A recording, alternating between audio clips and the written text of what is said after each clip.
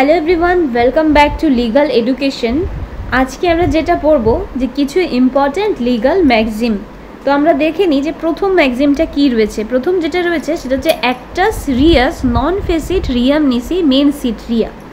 তো এই যে লিগাল ম্যাগজিমটা আছে, প্রোনাউন্সিয়েশন অন্য কোনো টিচারের মুখে হয়তো একটু আলাদা শোনা যেতে পারে, তবে সেটা কোনো বিষয় নয়, কারণ এটা লিগাল ম্যাগজিম, যেটা হচ্ছে ল্যাটিন টার্ম থেকে নেওয়া হয়েছে, ল্যাটিন লিগাল ম্যাগজিম।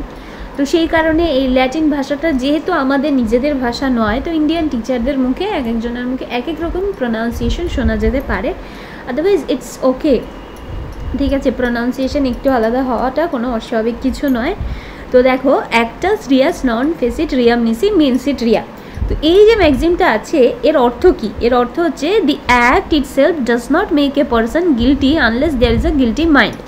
যদি সেখানে কোনো গিলটি মাইন্ড না থাকে তাহলে হচ্ছে তার একটা কি হচ্ছে না, তার একটা কোনো অপরাধমূলক কাজ হচ্ছে না। ফর এক্সাম্পলটা দেখলে আমরা বুঝতে পারবো, a person who accidentally kills someone, একজন ব্যক্তি যে দুর্ঘটনাবশত কাউকে খুন করে ফেললো। ওয়াইল ড্রাইভিং রেকলেসলি, সে রেকলেসলি ড্রাইভ করছিল এবং তাতে মারা গেল।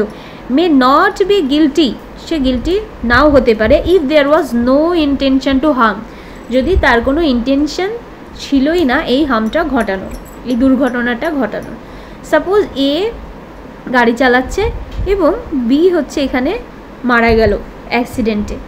তো এ বিকে একদমই চেনে না, অচেনা একজন মানুষকে তার কেন ইন্টেনশন থাকবে খুন করার? যদি এমন হতো যে এ বিকে আগে থেকে চেনে, তাদের কোনো শত্রুতা ছিল এবং অ্যাক্সিডেন্টের মাধ্যমে এ বিকে মারতে চেয়েছিল, এই ইন্টেনশনটা প্রুভ হলে তখন তাকে বিএনএসের আন্ডারে, অর্থাৎ যে পুরনো আইপিসি ছিল তার আন্ডারে দণ্ডিত করা হবে। কিন্তু এক্ষেত্রে দেখা যাচ্ছে এ বিকে চেনেই না, সে ড্রাইভিং করছিল, হঠাৎ একটা দুর্ঘটনার বশত সে বিকে খুন করে ফেলেছে। তাহলে এই খুনের ক্ষেত্রে কি হয়েছে, এর কিন্তু বিয়ের প্রতি কোনো প্রকারের খুনের ইন্টেনশন ছিল না। তাহলে খুনের ইন্টেনশন যখন ছিল না, তাহলে এটা কোনো অপরাধ নয়। তো অপরাধ যখন নয়, তাহলে কি এ ছাড় পেয়ে যাবে?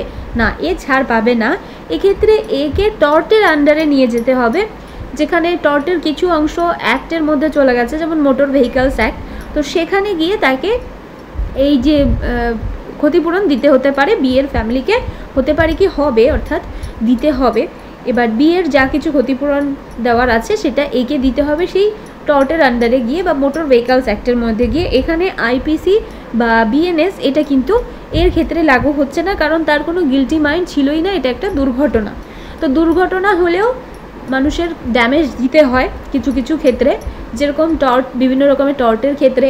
এবার টর্ট যেহেতু আনকোডিফাইড, কিছু কিছু ক্ষেত্রে আমরা টর্টের কিছু অংশকে কোডিফাইড করেছি, তো সেই সব অংশের মধ্যে যদি পড়ে তো সেক্ষেত্রেও ড্যামেজ দিতে হয়।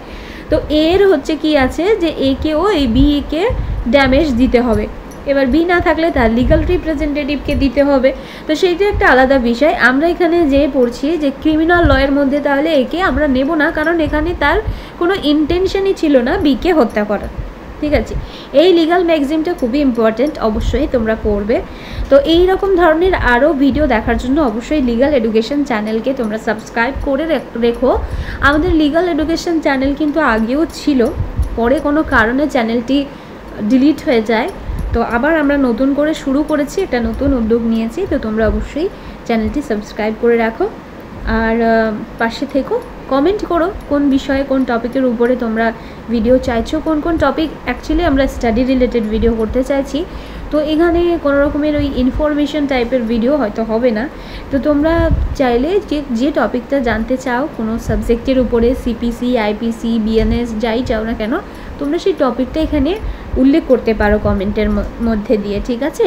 আর অবশ্যই করে লাইক দিও, আর যারা যারা ল পড়ছো সেই বন্ধুদের সঙ্গে শেয়ার করো।